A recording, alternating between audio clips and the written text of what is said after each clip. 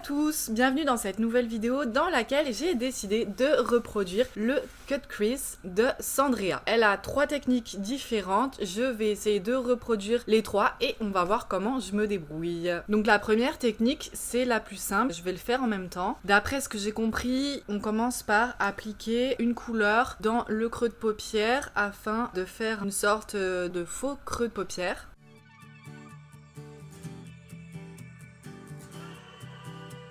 Ensuite, apparemment, on doit mettre une couleur pour illuminer la paupière mobile.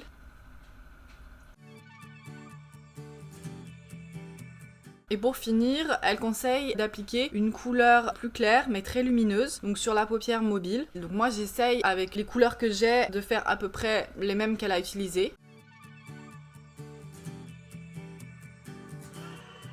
Donc voilà, j'ai appliqué la couleur. Maintenant, je vais enlever, j'ai eu pas mal de chutes là. Je vais m'approcher pour vous montrer le résultat. Ça rend pas mal. Ensuite, elle utilise quand même sur le côté une couleur un petit peu plus foncée, donc je vais essayer de faire pareil.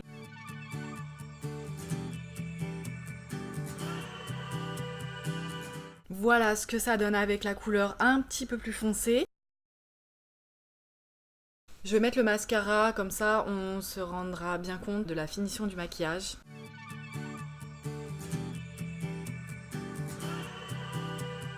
Voilà ce que ça donne avec le mascara. Cette première technique, c'est la plus simple, donc je pense que je l'ai réussi. Je suis pas une experte, mais on va dire que ça rend pas mal. Maintenant, on va passer au cut crease complet. Pour commencer, on va appliquer une couleur mate dans le creux de paupière.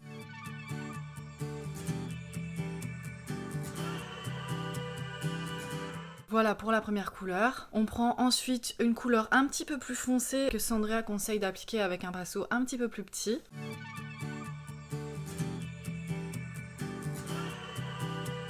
Voilà pour la couleur un peu plus foncée. Donc en fait, c'est pas censé tomber jusque là. Sauf qu'on n'a pas les mêmes paupières. J'ai les yeux bridés. Donc du coup, quand je l'applique, ça tombe forcément là. Pour finir sur cette paupière, elle conseille de prendre un pinceau encore un peu plus petit et une couleur encore un peu plus foncée pour intensifier le creux de paupière. Voilà pour cette étape. Ensuite, on va nettoyer la paupière mobile et je pense que c'est là où je vais avoir un peu de mal. Je vais essayer d'utiliser mon anti-cernix. On va voir ce que ça va donner. Alors elle le fait avec un pinceau. Moi, je vais essayer de le faire directement avec ça. Si ça va pas, je prendrai autre chose.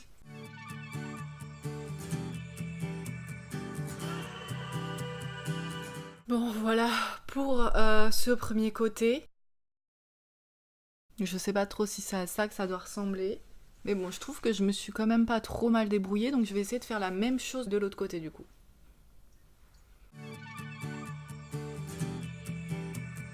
Voilà, c'est pas la plus parfaite des symétries, mais comme elle le dit, il faut beaucoup s'entraîner pour y arriver. Donc premier jet, on va dire que ça va à peu près. Ensuite, elle applique une couleur hyper lumineuse sur cette base qu'on vient de poser.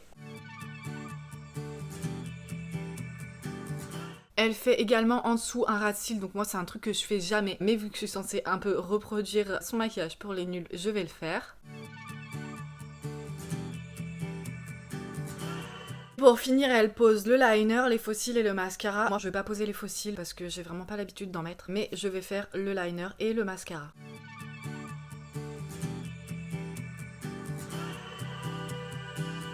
Voilà le résultat. Donc c'est pas la technique la plus simple, mais le rendu il est vraiment joli.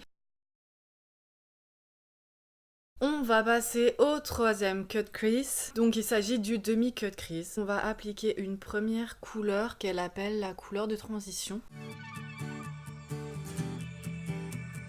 Voilà pour commencer. Ensuite, elle fume le coin interne de l'œil, si j'ai bien compris.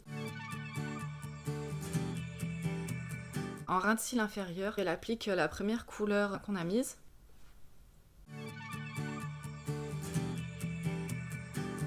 Voilà ce que ça donne pour ce début d'étape. Maintenant, on passe à l'étape nettoyage de paupières. Je vais réutiliser ça, parce que du coup, c'était plutôt pas mal.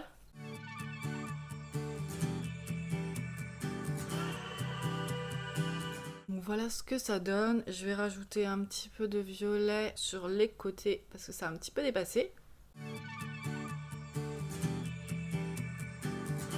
Maintenant, Bah non, mais c'est quoi maintenant? On passe à la couleur de la paupière mobile. Elle applique une couleur orange.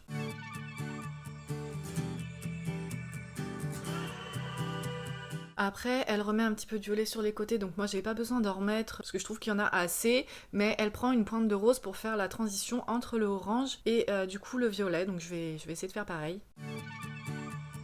Et elle rajoute un point de lumière de couleur jaune. Je vais prendre un tout petit pinceau, sinon je sais, j'en suis sûre, je vais en mettre partout.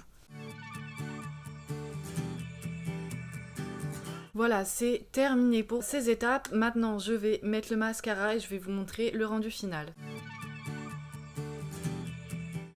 Voilà, j'ai maintenant appliqué mon mascara et je vais vous montrer le résultat de plus près. Bon, je trouve que j'ai pas mal réussi ces 3 étapes, même si bien sûr c'est pas parfait. J'ai pas expliqué en détail tout ce que je faisais parce que c'est expliqué dans sa vidéo à elle. Et le but c'était pas de refaire sa vidéo, c'était surtout d'essayer de reproduire à l'aide de ce qu'elle raconte, à l'aide de ce qu'elle explique ses techniques pour faire des cut crease. Je suis pas sûre de bien le prononcer en plus. J'arrête pas de le prononcer comme ça, mais je pense que c'est pas exactement ça. Bien sûr, j'ai pas la même technique ni le même matériel, mais voilà, au moins on voit que chacune avec son matériel et sa technique, on peut reproduire à peu près un maquillage. Donc voilà, merci à elle de nous donner ces petites astuces, ces techniques pour les nuls, parce que la preuve, ça marche quand même. Bon, même si je me considère pas comme nulle, je vais vous montrer les cheveux détachés et je vais mettre une pointe de quelque chose sur les lèvres aussi, ça rendra quand même mieux.